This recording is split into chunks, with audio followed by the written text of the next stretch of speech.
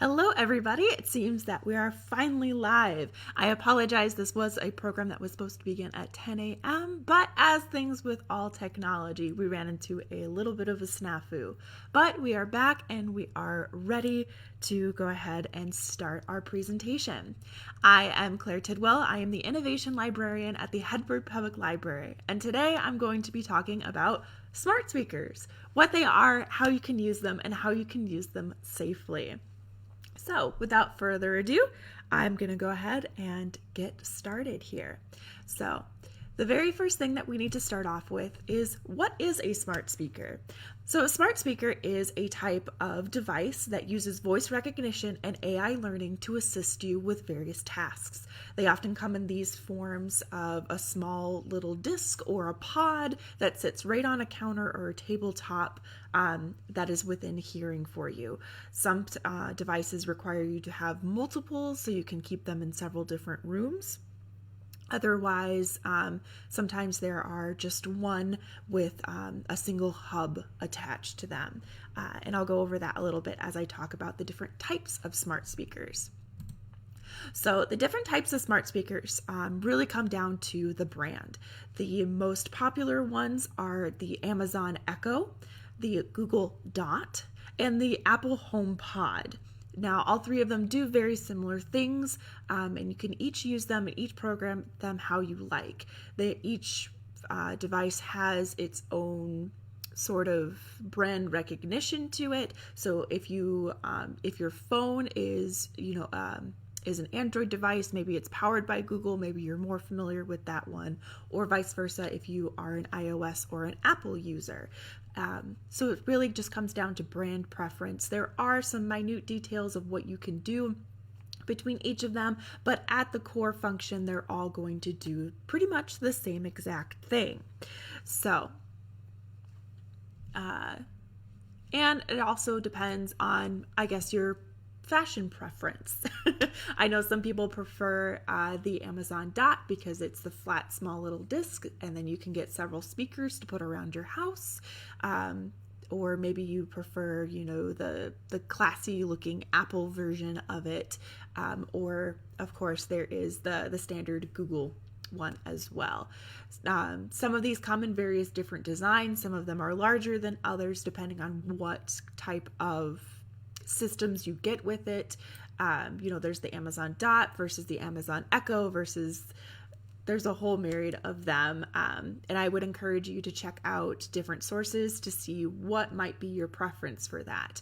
AARP has a fantastic article that breaks down all of the various all the various main versions of between the Amazon, the Google, and the Apple smart speakers. So it breaks it down, tells you what the price is, how you're going to be able to use it, as well as different add-ons that you can have with them. A lot of these devices come with screens or like hubs that you can use for various different things, and it all depends on how you want to use them. I'll be sure to link the AARP article in the comments below so you can check that out and see which one might work best for you. Also checking out consumer reports or anything else like that. There's a ton of different information that compares and contrasts the different things that you can do with the smart speaker if you want to choose which one is best for you. So, in choosing which one might be best for you or how to use the one that you already have, it all comes down to, how can I use it? So the very first one and the main function of it is home control. So a lot of places are now moving towards smart homes with lots of smart devices. So this is anything from your fridge telling you that you need more milk to your lights being set on a timer. There's a whole different thing that you can, whole different set of tasks that you can do in order to create a smart home. And starting with a smart speaker, so it has voice recognition, so you can control how your home is controlled, is how it begins. So with a smart speaker, if you want to use the home control feature, it needs to be paired with other smart devices. So this would be things like the Nest thermostat or other smart thermostats. So you can basically say, hey, Alexa, or hey, Google, set the thermostat to 72 degrees and it will automatically adjust it for you. Or you can say, smart speaker device, whichever one you want to say. Turn on the lights in the living room, and it will already have programmed which lights those are. You can set it on a timer so it knows that when you get up in the morning, to turn those lights on, other things like that. You can also set it to other devices using smart plugs, which basically you plug into an outlet in your wall, and then you plug your device into it, and then you can control when that device is turned on or off, depending on what commands you give through your smart speaker. So the other things that you can do with it is calling. A lot of these devices come with video screens, so if you want to video chat with loved ones, you can easily call up a screen, and if they have a screen as well, or if they're using their phone or other things like that, you can do video chats with family members through your device as well. It also comes with hands-free calling, so you can stand in the middle of your living room and tell them, hey Alexa, call my daughter or call my grandkid, and it will automatically know who that is and will call them up for you. So you don't have to necessarily use your phone. You can speak to them through the speaker or through the video screen, and it's just another option for calling. One of my favorite features of it is you can have it call your phone. If you're someone like me who's constantly setting my phone down in places, I can tell it, hey Google, call my phone. It will call my phone and I'll be able to locate it. So that's one of my favorite features. The smart devices or smart speakers can also be used for playing media and entertainment. You can sync it to your different music devices, so Amazon Music, Spotify, Google Play, you name it. Or Apple Music. There's a whole ton of different music streaming devices or channels that you can use. So using those, you can sync it up and tell it, whether you're feeling a certain mood, whether you are, have a specific playlist in mind, telling it to play, jazz, or telling it to play the latest Hamilton soundtrack. It will know what that is and it will play it through it. You can also adjust the volume from it too by telling it to lower or raise the volume for you as well. Other things you can do is you can play some games. If you are hanging out and need some entertainment and feel like playing chess, you can pull up chess on your screen and play chess with your smart speaker, essentially. Or other forms of entertainment is it can tell you jokes. Or if you have something that you need to know, you can always ask it a question and it will search the internet and will give you the most popular answer as well. So if you are cooking and need a recipe for pancakes, you can simply ask for a recipe of pancakes and it will read you off a recipe for pancakes. Or if you need quick conversions, or if your grandson asks you how far is it to the moon, you can ask it your Alexa or your Google or your Apple device and it will tell you. So it's kind of a fun impromptu way to communicate, get answers, as well as entertain yourself. Other things that it's great for is organization.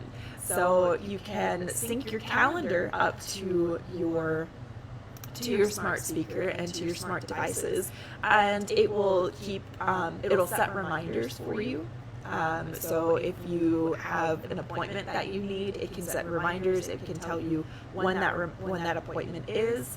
It can schedule appointments. So if you put in, if you enter in your information and you say, hey Alexa, set a doctor's appointment for noon on Tuesday, it can go ahead and contact your doctor, and it will help you set up different appointments as well, or call your doctor's office and you can speak with them to set up the appointment, and then it will help you remember when those are, or if there's certain tasks you have to do throughout the day, it'll help you with that as well.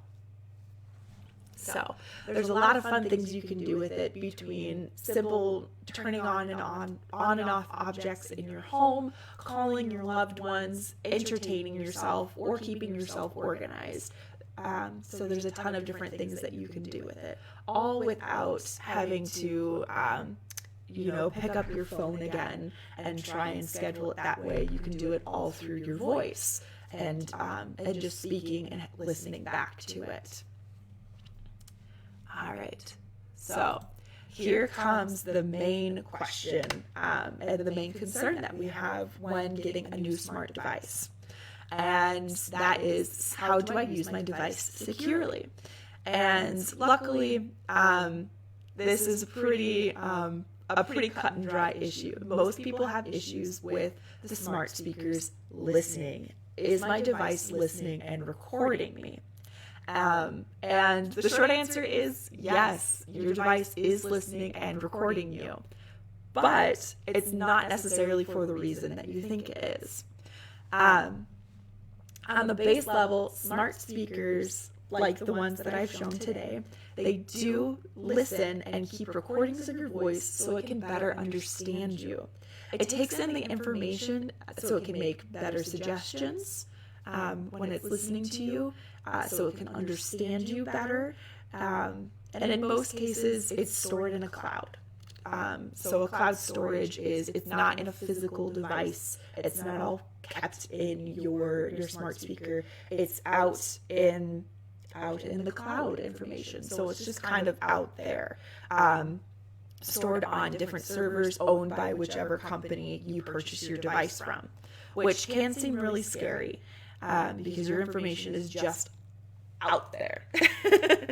But the good news is that a lot of companies who have run into issues with their information being leaked or recordings not necessarily being used safely, other places have taken steps for you in order to make yourself more secure and to protect your information and identity. So there are some companies that have been known to have human listeners, and they're listening mostly for targeted advertising. But they also listen to it in order to fix different issues. So if they do have human listeners who are picking up, hey, maybe I shouldn't be recording this kind of information, they then take that and give out options for you to protect yourself. So that's the good news, is that there's several different ways that you can protect your digital information. So there is the best well-known one that I could find is that the Alexa app has a routine delete section. It's always important to familiarize yourself with the security steps that you have in your device, and it will give you the option to delete anything. You can set it up as a routine that tells your device, hey, delete everything that you've listened to today. And that way it's not going to keep any of your recordings. It's only going to keep the information it needs in order to keep learning, hence why it is a smart device. There are other features on your device where you can tell it to stop listening. So if you're going to be,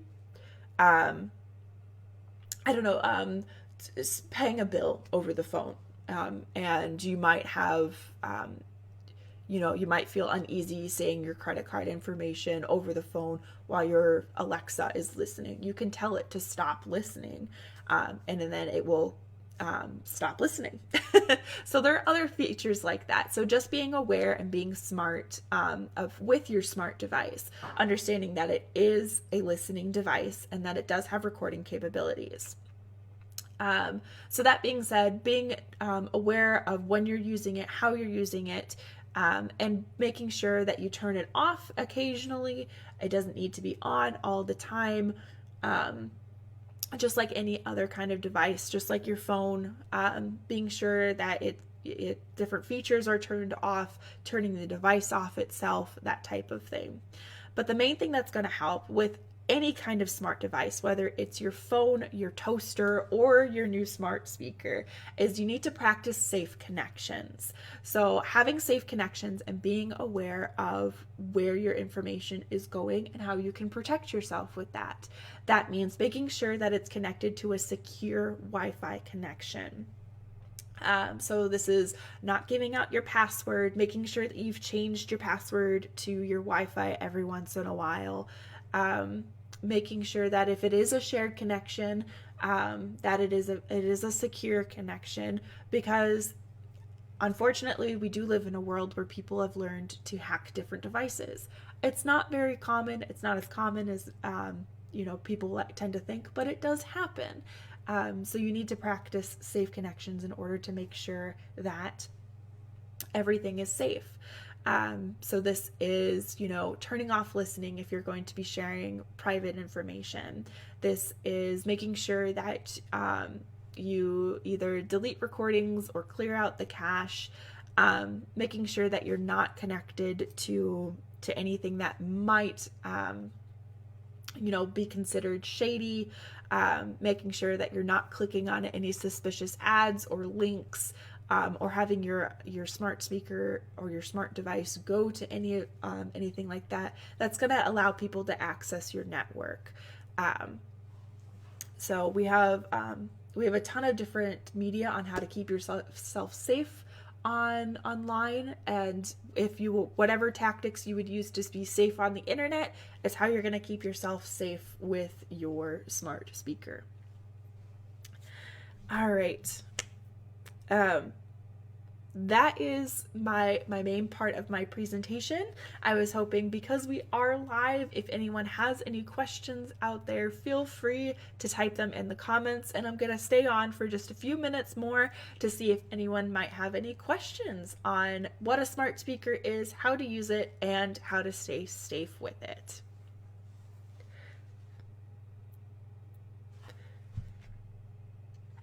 All right. Let's see. Just keeping an eye here on chat. Thank you, Elizabeth. Yes, please feel free to share this video. It will be available on our YouTube page as well as on our Facebook page under videos. You can feel free to share it with any of your friends. And as always, if you have any sort of questions on this presentation, feel free to contact the library at questions@hedbergpubliclibrary.org, or you can message us here on Facebook and we will get back to you with the best possible answers that we can. Like I said before, I'm going to go ahead and share a wonderful article I found that talks about all of the smart speakers, what they are, and how to keep yourself safe with it as well. So let's go ahead and I'll paste that for you.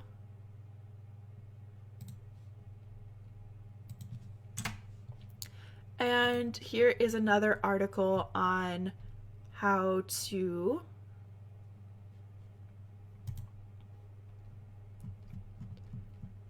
let me see if I can find it real fast. I found a lot of really good ones. Here is an article on which smart speaker is best for you. So you'll be able to go through and see which one might be best for you. Also in these articles, there are wonderful links down at the bottom that go in more depth as to if your speaker is spying on you, some cool smart features, and goes into a much deeper look into what's going on with the smart speaker, more than I can give you here in the 20 minutes or the half an hour that I have. So, all right. It looks like I don't have any other questions right now, but as always, if you have any other questions that come into your mind, feel free to contact us here at the Hedberg Public Library, and we are happy to help. So hopefully you got some good information on smart speakers and how you can use them. And we will see you all in our next video. So have a wonderful rest of your day.